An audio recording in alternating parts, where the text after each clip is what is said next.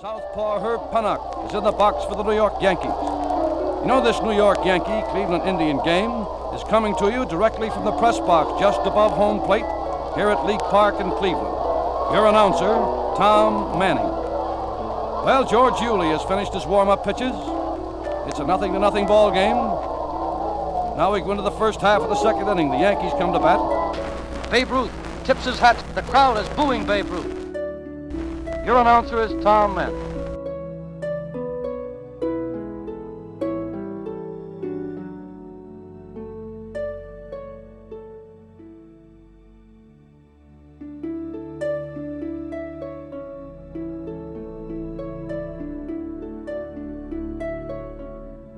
Tom Manning and the kid from Cleveland should be better remembered. Tom Manning was a pioneering baseball broadcaster. He's a legend in his field.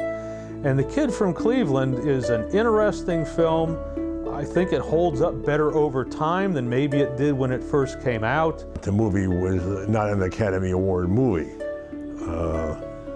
It might be better now because a lot of those players on that 48 team are now in the Hall of Fame.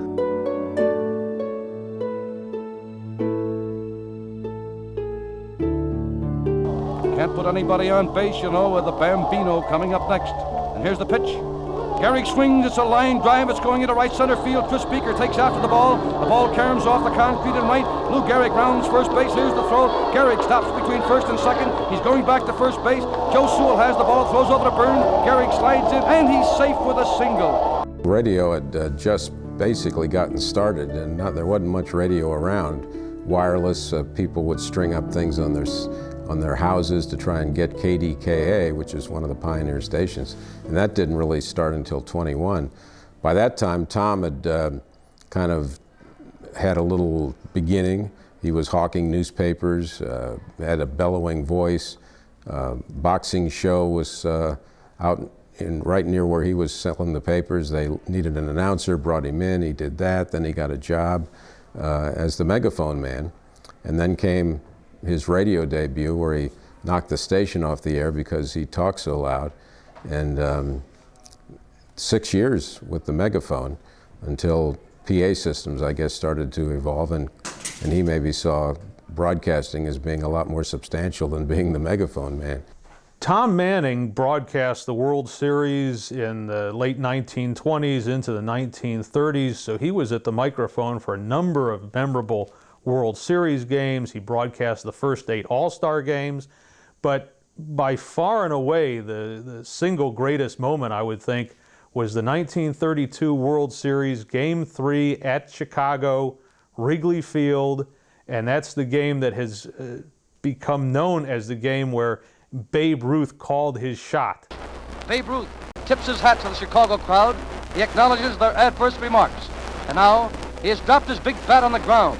Babe Ruth has stepped toward the Cub bench. He's holding up 2 fingers on his right hand. He tells them it's only strike 2, the big one is left. He also holds up the 2 fingers on his left hand. He's yelling that the count is 2-2. Babe Ruth takes several steps more toward the Cub bench. And now he is pointing toward the center field flagpole. Ruth is yelling to the crowd and the Chicago players that he's going to knock the next pitch over the plate, high over the center field fence, out there near the flagpole. The crowd is booing Babe Ruth. But Charlie Ruth very calmly steps on the pitcher's rubber, gets his signal. Remember, the count is 2-2, and here it comes. Ruth swings, he connects, and it's a long drive high into center field. It's going. It's high over the center field wall. It's a home run, and Babe Ruth is rounding second base. He is now touching third base. Halfway between third and home, he stops, he's looking at the Chicago players, he's smiling, he tips his hat at them, and now it's Babe's turn to razz the Chicago players and the Chicago fans.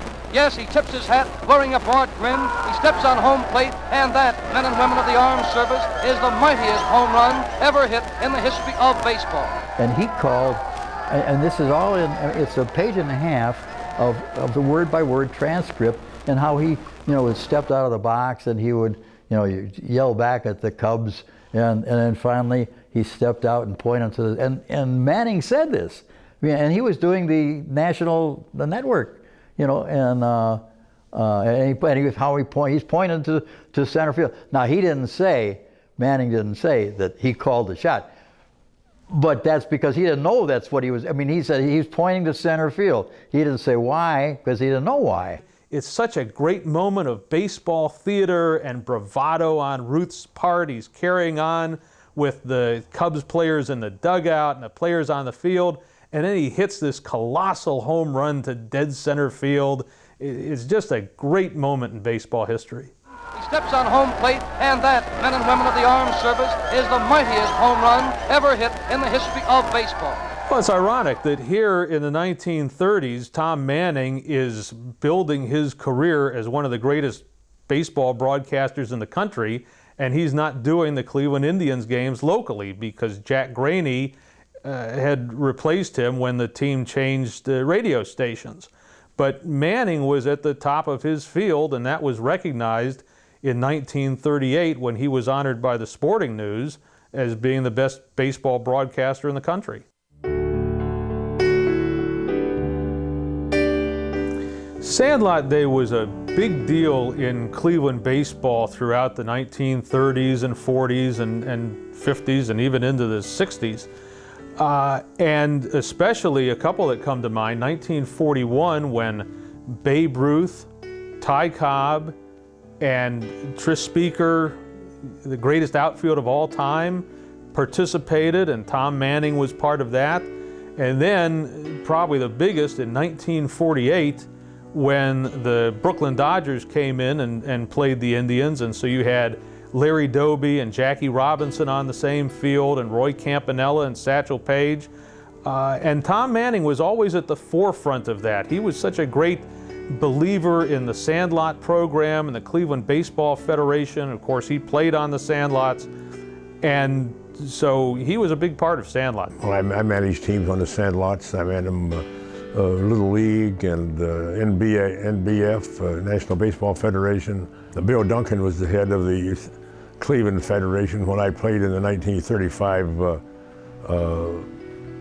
Adult World Series for amateur baseball in Dayton, Ohio. I lost the final game to a team from Houston 1-0, 1935. And the next year I was pitching for the Cleveland Indians after I pitched for Rosenblum's a half a dozen ball games right here at Woodland Hills and Edgewater Park and Gordon Park and Brookside Park. They had all those box scores in the paper, plus the standings and photographs. You know, the sponsors, there were sponsors, were plentiful. And they were anxious to sponsor teams because of the publicity. You know, there was Factory Furniture, Hogan Buick, Wenham Truckers, Rothbard Jewelers, Volk Jewelers. You know, they got great publicity every Monday morning, and then we played 2 times a week, and they got box scores in the paper on those 2 nights too. Cleveland in 1948, between all of the Sandlot baseball and then the Indians for the first time since 1920, going all the way, winning the American League pennant, winning the World Series against the Boston Braves. Cleveland was the baseball capital, and so what better place to make a film called The Kid from Cleveland. The idea was a Bill Veeck thing. Bill was a showman. A lot of those players on that 48 team are now in the Hall of Fame. And at that particular date and time when that movie was shot, only one person in the movie, Tris Speaker, the former manager of the Indians and center fielder and major Hall of Famer, when they won the World Series in 1920.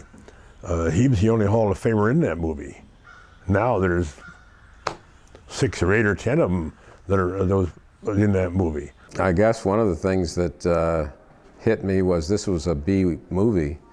Was it Republic? Mm-hmm. Yeah, and generally Republic was not looked upon with the admiration of the big studios in those days. And my first reaction was, gee, George must have needed some money because he's kind of lowered himself to be in this movie. You know, he was definitely an A guy. And Russ Tamlin, of course, was a kid, but he was just getting going.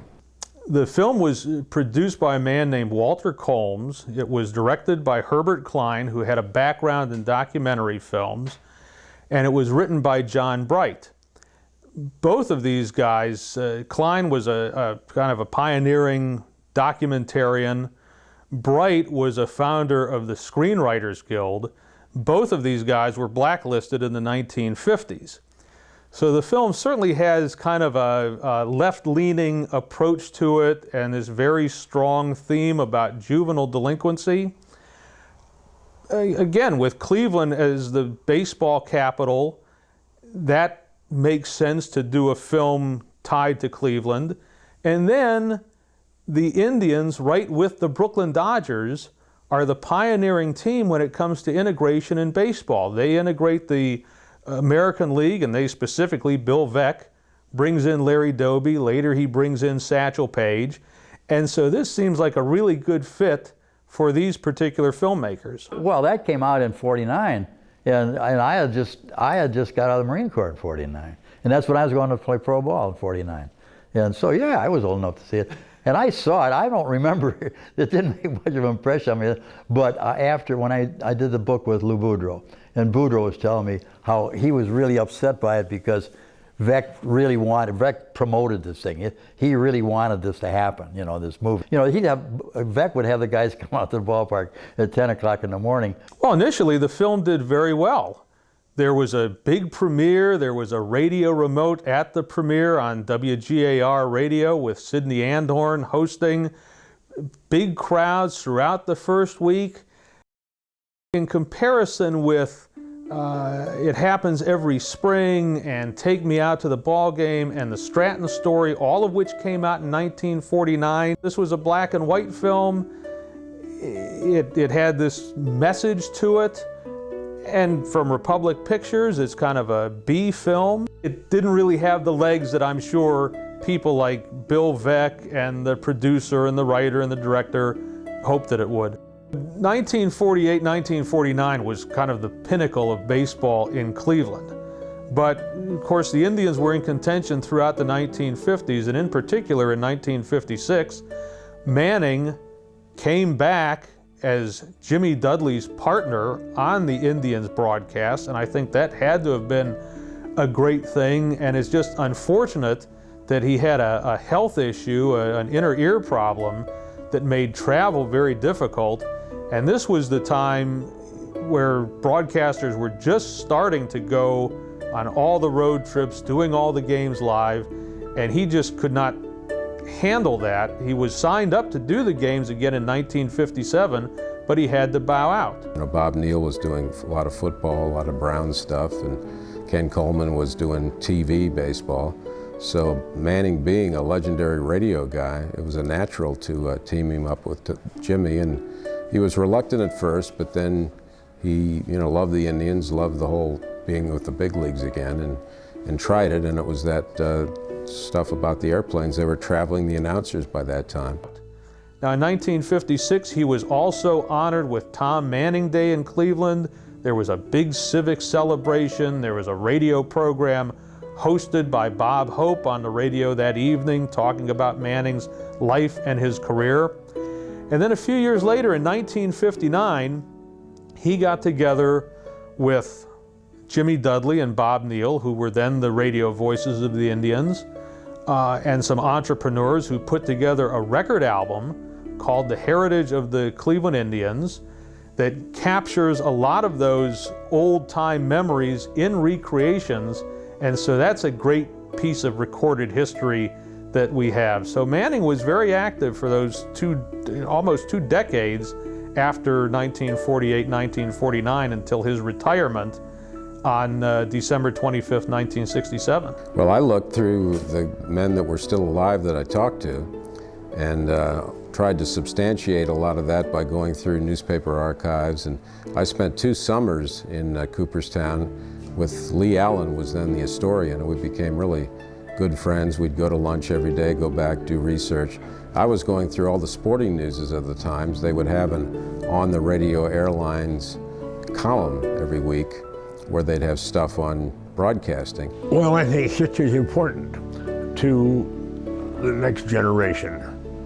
If you don't know what's happened in the past, there's no way you can plan for the future. When you're looking at somebody like Tom Manning, or you're looking at a film like The Kid from Cleveland, or anything else, you know, life is about choice.